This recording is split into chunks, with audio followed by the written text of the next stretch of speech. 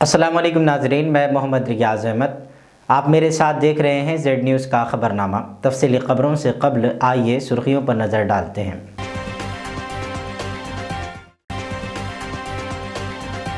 अमित शाह ने कहा, किसानों की आमदनी को दुगना करना ही हुकूमत का मंशा है।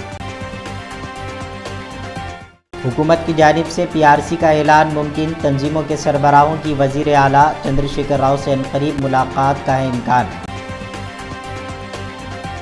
रोज़नामे मुंसिफ के मरहूम एडिटर के भाई अजीज़ मोहम्मद ख़ान का शिकागो में हुआ इंतकाल।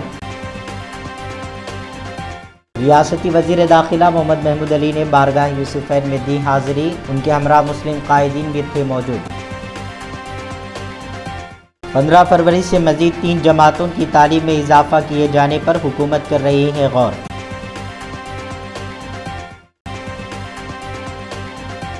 अब ख़बरें तफसील से। मरकज़ी वज़ीर दाखिला अमित शाह ने आज इतवार के रोज़ कहा है कि किसानों की आमदनी को दुगना करना मरकज़ी हुकूमत की सबसे बड़ी तरजीह है और तीनों मरकज़ी ज़रिए क़वानीन उनकी आमदनी में कई गुना इजाफे को यकीनी बनाएंगे। उन्होंने कहा है कि इक़्तिदार में आने के बाद से मोदी हुकूमत ने ज़राअत के शोबे के लिए बजट और मुख्तलिफ़ फसलों पर कम से कम सपोर्ट कीमत में इजाफा किया है। अमित शाह ने एक प्रोग्राम में कहा है कि मैं ये कहना चाहता हूँ कि अगर मरकज़ी हुकूमत की कोई बड़ी तरजीह है तो वो किसानों की आमदनी को दुगना करना है।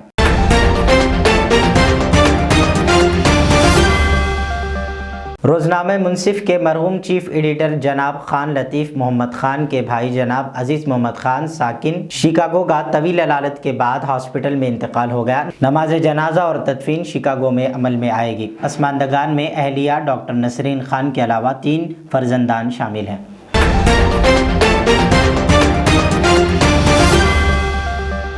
रियासत तेलंगाना के वज़ीर दाखिला मोहम्मद महमूद अली ने आज यूसुफ़ैन बारगाह का दौरा किया और अपनी अक़ीदत और मोहब्बत का इजहार करते हुए वज़ीर आला चंद्रशेखर राव की तवील उम्र के लिए दुआ की। इस मौके पर टीआरएस के मुस्लिम सीनियर कायदीन के अलावा टीआरएस के लीडरान भी मौजूद थे।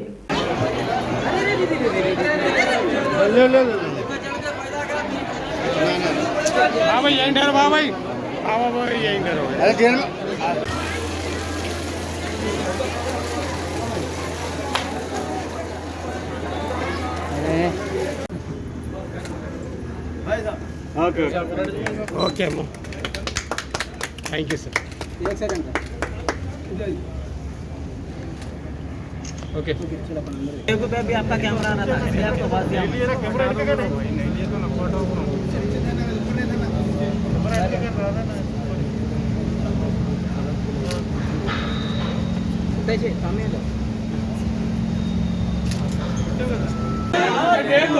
सर सर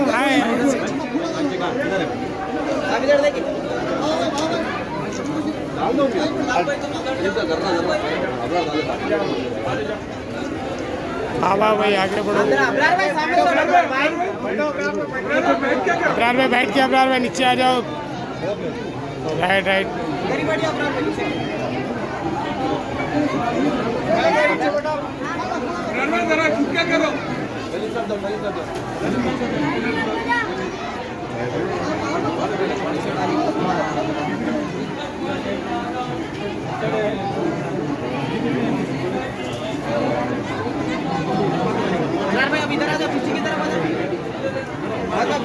राजेंद्र नामपल्ली का चेहरा अभी बोलो। आप सुनो बोल दो।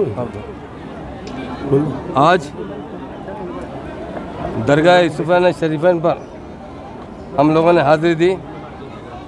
हमारे वक्फ बोर्ड चेयरमैन सलीम साहब, हमारे डिप्टी मेयर फसीउद्दीन बाबा साहब, हमारे यहाँ के इंचार्ज आनंद साहब, परमेश्वरी मैडम, हमारे मुनीर भाई साहब और बहुत से हमारे कायदीन थे, बासित भाई।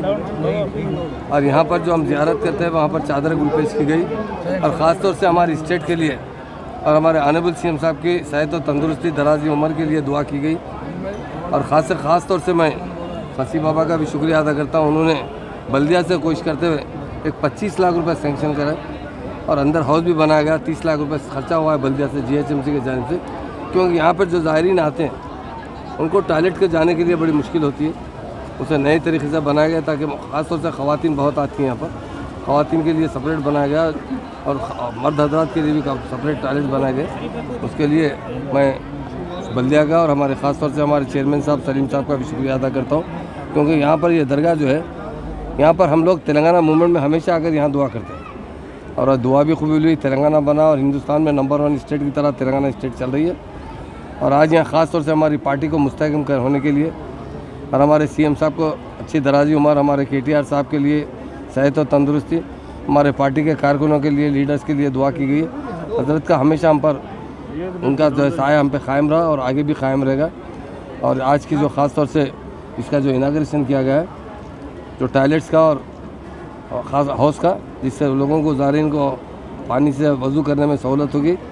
इसके अलावा टॉयलेट से काफ़ी लोगों को यहाँ जो ज़ायरीन को सहूलत होगी, उसके लिए मैं तमाम हमारे GHMs का भी शुक्रिया अदा करता हूँ। Thank you.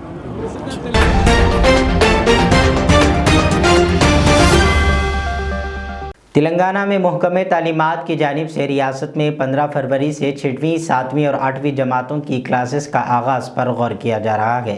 वाज़ेह है कि हुकूमत की जानिब से 1 फरवरी से 9वीं और 10वीं जमातों की क्लासेस के आगाज़ का फ़ैसला किया है।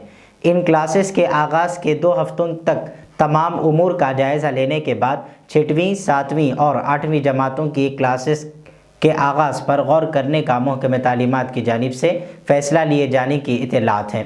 इन तीनों जमातों में तकरीबन 17 लाख तलबा ज़ेर तालीम हैं।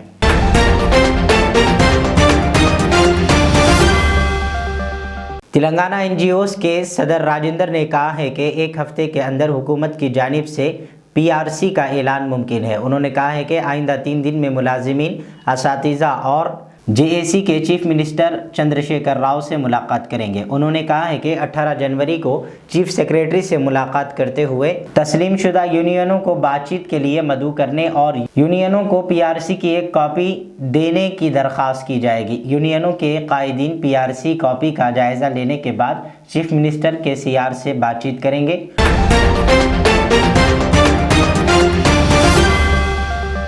सैयद ख्वाजा पाशा रंगारेड्डी डिस्ट्रिक्ट सेक्रेटरी ने मीडिया नुमाइंदों से बात करते हुए कहा है कि सेक्रेटेरिएट की शहीद मसाजिद की तामीर नौ के वादे की याद दहानी करते हुए TRS हुकूमत और वज़ीर दाखिला मोहम्मद महमूद अली को तंज का निशाना बनाया। उन्होंने इस सिलसिले में किए जा रहे एहतजाजात की तायद की और अवाम को इसमें हिस्सा लेने की अपील की।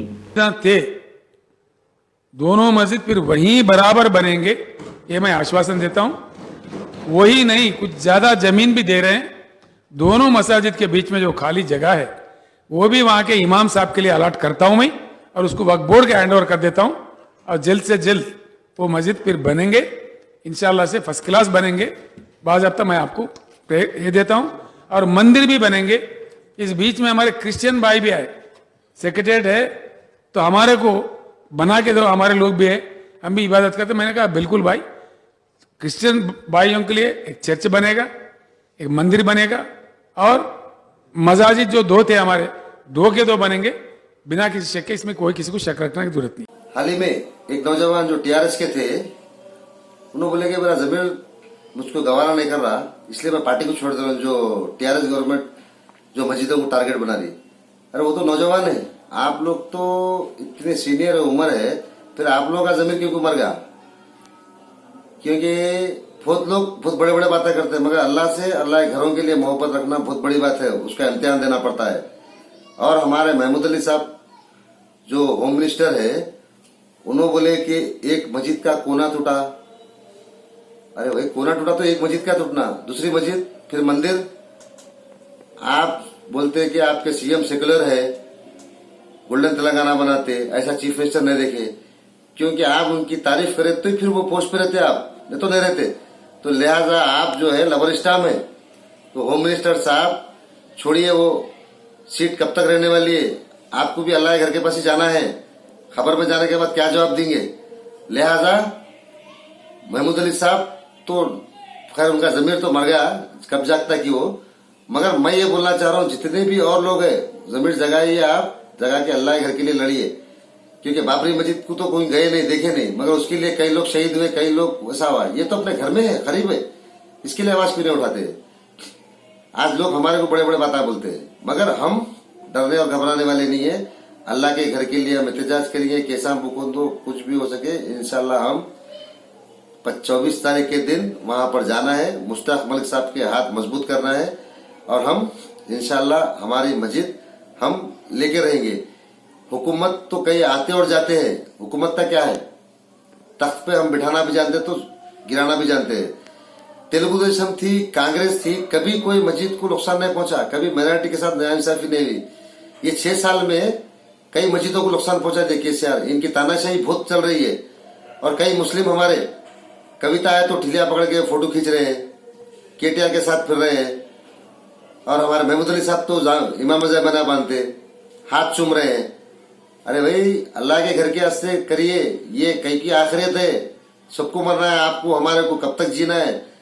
अल्लाह के घर के लिए लड़िए और अपने जितने भी गुनाह हैं वो माफ हो जाएंगे इंशाल्लाह।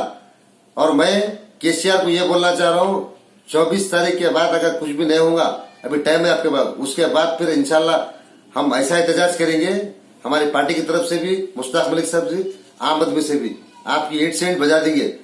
और आप अपने बेटे को सीएम बनाने के लिए, सेक्रेटरी बनाने के लिए आपको ज्योतिष बोला और ज्योतिष के नक्शे सदन में चल रहे हैं आप, मगर आप जो है तानाशाही कर रहे हैं, आपका ही भरोसा नहीं है कब क्या होता। मगर इंशाल्लाह जाते आते एक अच्छा काम तो करके जाइए आप।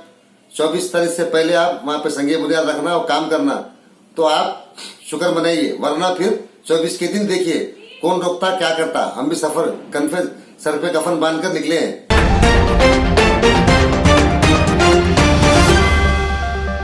जिला रंगारेड्डी के कोत्तूर में आरटीसी बस लारी से टकरा गई। इस हादसे में बाद मुसाफिरीन जख्मी हो गए। मालूम हुआ है कि ये बस कोत्तूर से हैदराबाद जा रही थी कि नेशनल हाईवे पर अचानक सामने से जाने वाली डीसीएम वैन के ड्राइवर ने अचानक ब्रेक लगा दिया, जिसके नतीजे में बस उकबा सिमत से वैन से टकरा गई। हादसे के वक्त बस में 20 मुसाफिर सवार थे। हादसे में जख्मी मुसाफिरीन को इलाज के लिए हॉस्पिटल मुंतकिल कर दिया गया।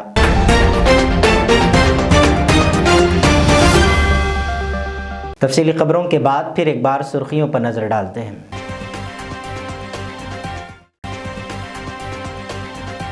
अमित शाह ने कहा, किसानों की आमदनी को दुगना करना ही हुकूमत का मंशा है।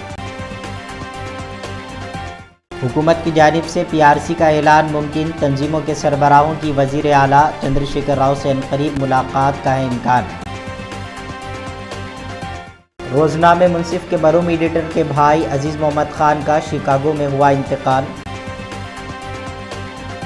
रियासती वजीर दाखिला मोहम्मद महमूद अली ने बारगाह यूसुफैन में दी हाजिरी। उनके हमरा मुस्लिम कायदीन भी थे मौजूद।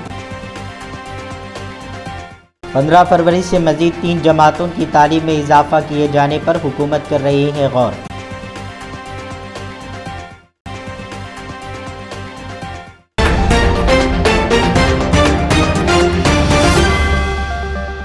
जेड न्यूज़ की दिन भर की अहम खबरों के बाद मुझे इजाज़त दीजिए। हमारे जेड चैनल को यूट्यूब पर ज़रूर सब्सक्राइब करें, फेसबुक पर लाइक और शेयर करते हुए जेड चैनल के ऑफिशियल ऐप को अपने प्ले स्टोर के ज़रिए से भी आप डाउनलोड कर सकते हैं। अल्लाह हाफ़िज़।